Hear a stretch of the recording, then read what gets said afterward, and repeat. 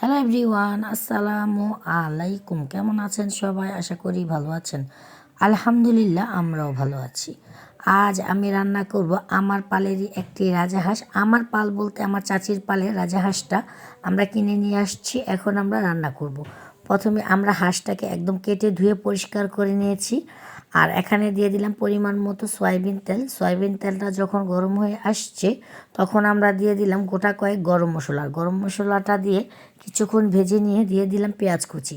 আর পেঁয়াজ কুচিটা দিয়ে দিলাম পরিমাণ মতো লবণ। লবণটাকে দিয়ে ভালো করে আমরা একটু নেড়ে চেড়ে দিচ্ছি যাতে মশলার সাথে সুন্দর করে পেঁয়াজটা মিশিয়ে যায়। এখন পেঁয়াজটা মেশানোর সাথে সাথে এদিক দিয়ে আমার জেঠি আবার রাজাহাঁসটা সুন্দর করে কেটে ধুয়ে একদম পরিষ্কার করে নিয়েছে। আর রাজাহাঁসে কিন্তু প্রচুর পরিমাণ মাংস হয়, আমরা কিছুটা মাংস রেখে দিয়েছি আর কিছুটা মাংস রান্নার জন্য নিয়ে আসছি। আর আজকে কিন্তু একদম শিলপাটায় বাটা সব মশলা দিয়ে আমরা রাজাহাঁসের মাংসটা রান্না করব। প্রথমে আমরা আদা রসুন বাটাটা দিয়ে দিলাম গরম মশলা বাটাগুলো।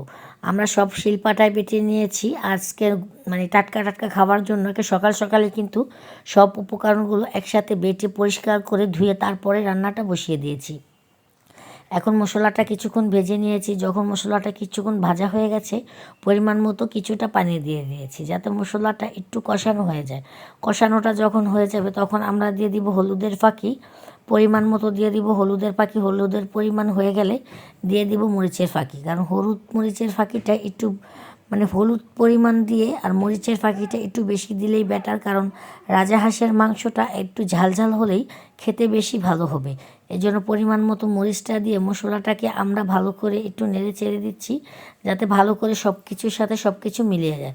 আর সব কিছু যখন সব মশলার সাথে মিলিয়ে যাবে তখন আমরা পরিমাণ মতো কিছুটা পানি দিয়ে দিব মশলাটাকে কিছুক্ষণ ধরে কষানোর জন্য। এখন আমরা কষিয়ে নিচ্ছি সুন্দর করে মশলাটা দিয়ে যাতে সুন্দর করে সব মশলাটা কষানো হয়ে যায়। এখন কিন্তু মশলাটা আমার একদম কষানো হয়ে গেছে। এখন আমরা কেটে ধুয়ে পরিষ্কার করে রেখে দেওয়া রাজাহাঁসের মাংসটা দিয়ে দিচ্ছি।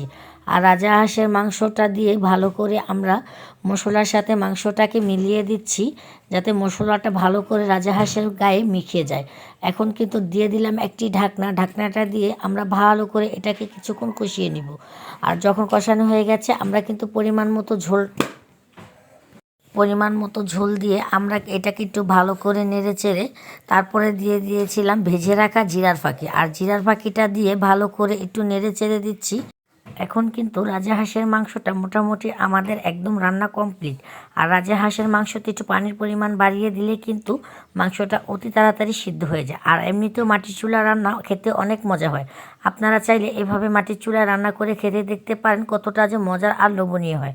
আর আমাদের ভিডিওটা যদি আপনাদের ভালো লাগে আমার চ্যানেলটাকে সাবস্ক্রাইব করে দিবেন, পাশে থাকা বেল বাটনটি বাজিয়ে নতুন নতুন ভিডিও পেতে আমাদের সাথেই থাকবেন। যারা ফেসবুক পেজ থেকে আমার ভিডিওটা দেখছেন তারা আমার ফেসবুক পেজটাকে ফলো করে দিবেন। আল্লাহ হাফেজ।